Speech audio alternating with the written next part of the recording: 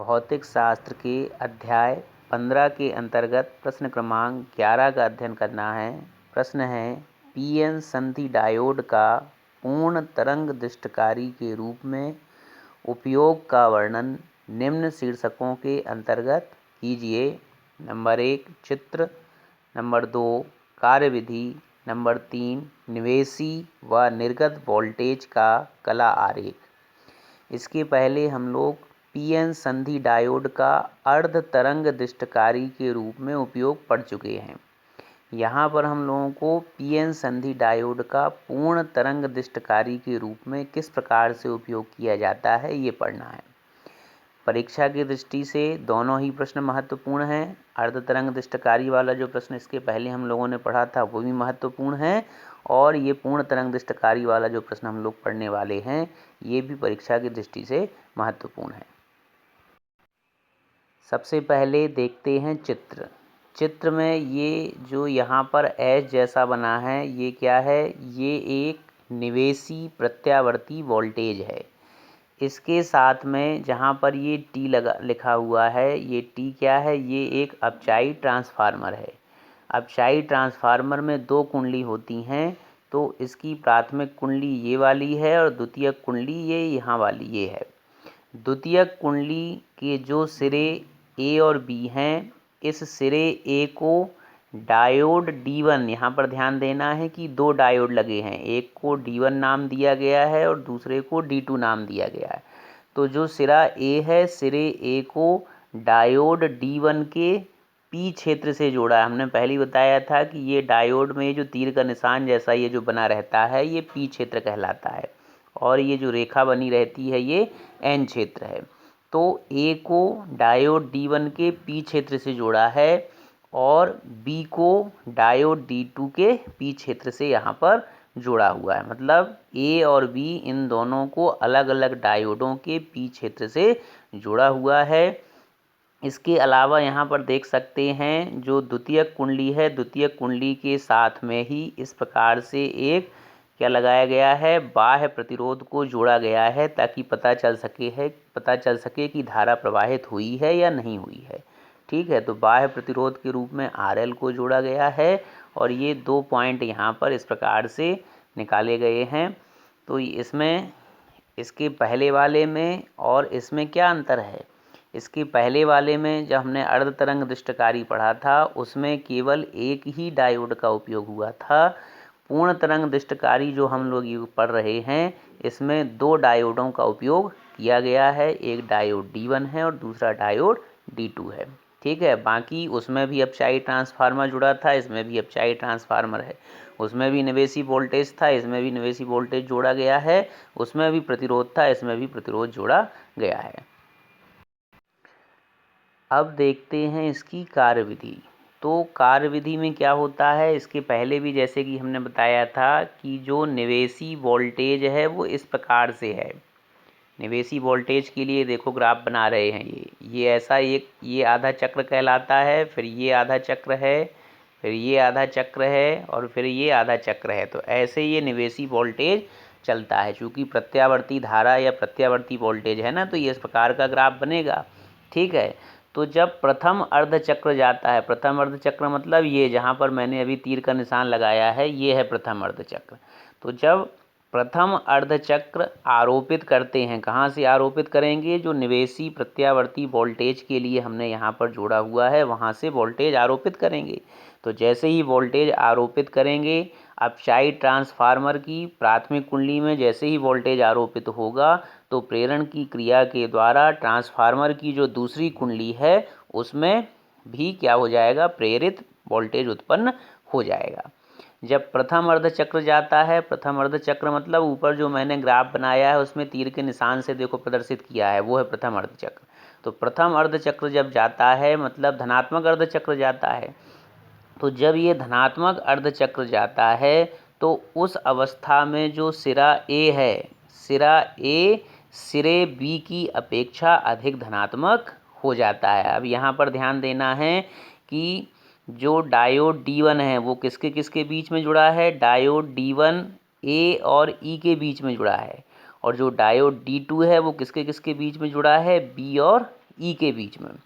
तो जो सिरा ए है वो ई की अपेक्षा अधिक धनात्मक हो जाता है। कहने का मतलब है जो सिरा ए है वो धनात्मक हो जाता है, और सिरा ए जब धनात्मक होगा तो उस स्थिति में डायोड D1 अग्र अवनति में आ जाएगा। क्यों आ जाएगा अग्र अवनति में? क्योंकि सिरा ए धनात्मक है और ये धनात्मक सिरा किससे जुड़ा हुआ है? डायोड D1 के पी क्षेत्र से, तीर के निशान से जुड़ा है ना ये। तो ए सिरा धनात्मक हो गया और वो डायोड D1 के पी क्षेत्र से मतलब धन सिरे से जुड़ा है। तो धन से जब धन जुड़ जाता है तो यहाँ पर डायोड D1 किस में आ जाता है? अग्र अभिनति में आ जाता है, और डायोड D1 में से धारा प्रवाहित होने लगती है। तो डायोड D1 में से जब धारा बहेगी तो वो ऐसे बहते बहते यहाँ से ऐसे आएगी, और बाह्य प्रतिरोध जो जुड़ा हुआ है उसमें X से Y की ओर इस प्रकार से धारा प्रवाहित होने लगेगी। इसी समय क्या होता है, जो सिरा B है, सिरा B अधिक ऋणात्मक हो जाता है। सिरा B सिरा E की अपेक्षा अधिक ऋणात्मक हो जाता है। सीधा सीधा कहें तो सिरा B कैसा हो जाता है? ऋणात्मक हो जाता है। तो सिरा B जब ऋणात्मक हो गया और B किससे जुड़ा है? D2 के P क्षेत्र से। तो D2 के P क्षेत्र से जो सिरा B जुड़ा है वो ऋणात्मक हो गया। तो जब ऋण से P क्षेत्र जुड़ता है तो कौन सी अवनति कहलाती है? वो पश्च अवनति कहलाती है। मतलब डायोड D2 इस अवस्था में पश्च अवनति में रहेगा। जब डायोड D1 अग्र अवनति में रहेगा उसी समय डायोड D2 पश्च अवनति में रहता है, जिसके कारण उसमें से कोई भी धारा प्रवाहित नहीं होती। तो क्लियर हो गया। एक बार फिर से बताते हैं कि जैसे ही प्रत्यावर्ती वोल्टेज आरोपित करते हैं तो अपचायी ट्रांसफार्मर की द्वितीयक कुंडली में प्रेरित वोल्टेज उत्पन्न होता है। प्रथम अर्धचक्र जब जाता है, प्रथम अर्धचक्र कौन सा है? ऊपर जो ग्राफ बना है उसमें मैंने तीर के निशान से प्रदर्शित किया है, वो है प्रथम अर्धचक्र। तो प्रथम अर्धचक्र कैसा है? धनात्मक है।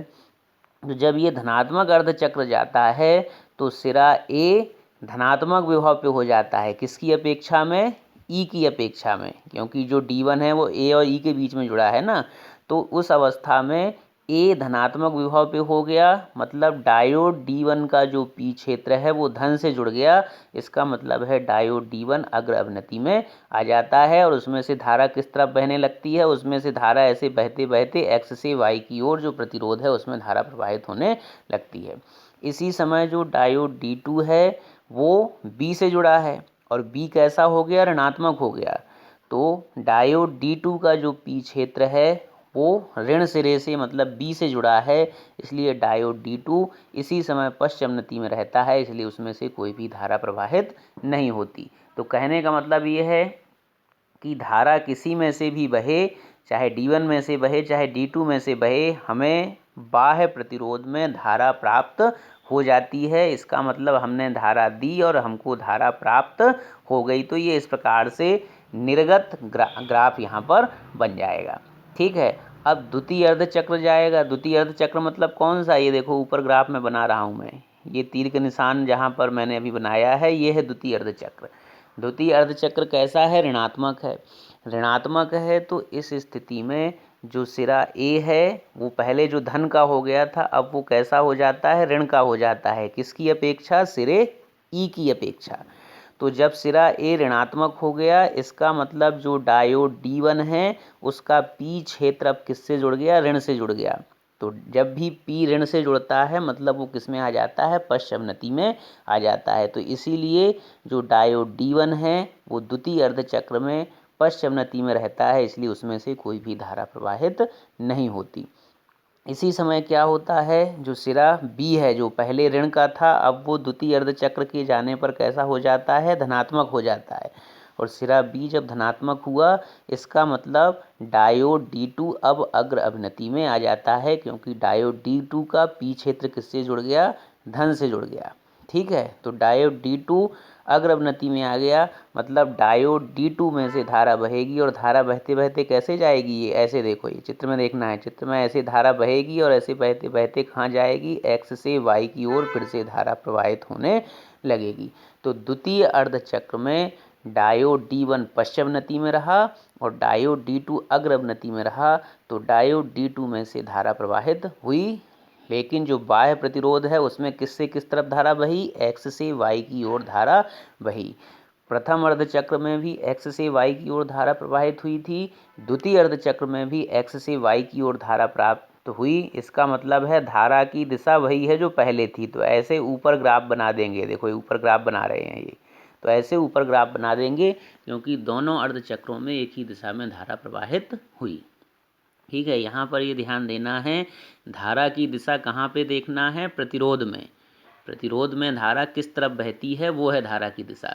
तो दोनों अर्धचक्रों में प्रतिरोध में धारा x से y की ओर प्रवाहित हुई। इसका मतलब दोनों अर्धचक्रों में एक ही दिशा में धारा बह रही है, इसीलिए दोनों अर्धचक्रों में ऊपर ग्राफ बनाया है।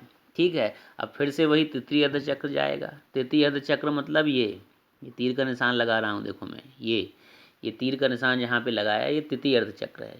तृतीय अर्धचक्र फिर से धनात्मक है, फिर से धनात्मक है। इसका मतलब फिर से ए धनात्मक विभव पे आ जाएगा। जब ए धनात्मक विभव पे आएगा तो फिर से डायोड D1 अग्रवनति में और डायोड D2 ऋण सिरे से जुड़े होने के कारण पश्चिमनति में आ जाएगा। मतलब तृतीय अर्धचक्र में फिर से डायोड D1 से धारा प्रवाहित होगी। तो कहने का मतलब ये है कि एक बार धारा D1 में से प्रवाहित होती है, दूसरे अर्धचक्र में धारा D2 से प्रवाहित होती है, तीसरे अर्धचक्र में फिर से D1 से धारा बहेगी, चौथे में फिर से धारा D2 से बहेगी। तो प्रत्येक अर्धचक्र में ऐसे यहाँ पर धारा प्राप्त होगी और धारा की दिशा हर बार नियत रहेगी, एक ही रहेगी।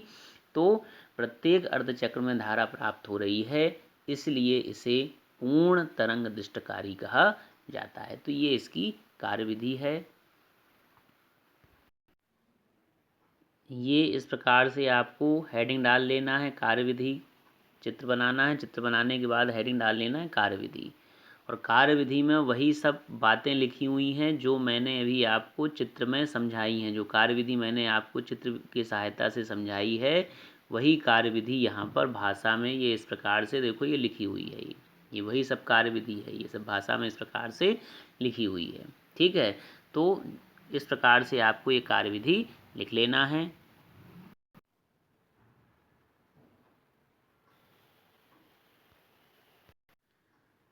अंत में निवेशी और निर्गत वोल्टेज के बीच में ग्राफ बनाना है। तो ग्राफ देखो वही ग्राफ बनाए हैं जो मैंने ऊपर आपको कार्यविधि को समझाते समय जो दो ग्राफ बनाए थे वही दोनों ग्राफ यहाँ पर बने हुए हैं। पहला जो ग्राफ है वो किसके लिए है, निवेशी के लिए है। तो निवेशी के लिए मैंने इस प्रकार का ग्राफ बनाया था वहाँ पर। ठीक है, तो वही बना है देखो। और दूसरा जो ग्राफ है वो किसके लिए है, निर्गत के लिए। तो निर्गत वाला भी मैंने उसी के नीचे ग्राफ बनाया था। प्रत्येक अर्धचक्र में एक ही दिशा में धारा बह रही है, तो सभी में ये ऊपर ऐसे बनाना है। तो जो दोनों ग्राफ मैंने आपको कार्यविधि समझाते समय बनाए थे वही दोनों ग्राफ आपको यहाँ पर निवेशी और निर्गत वोल्टेज के बीच में बनाना है।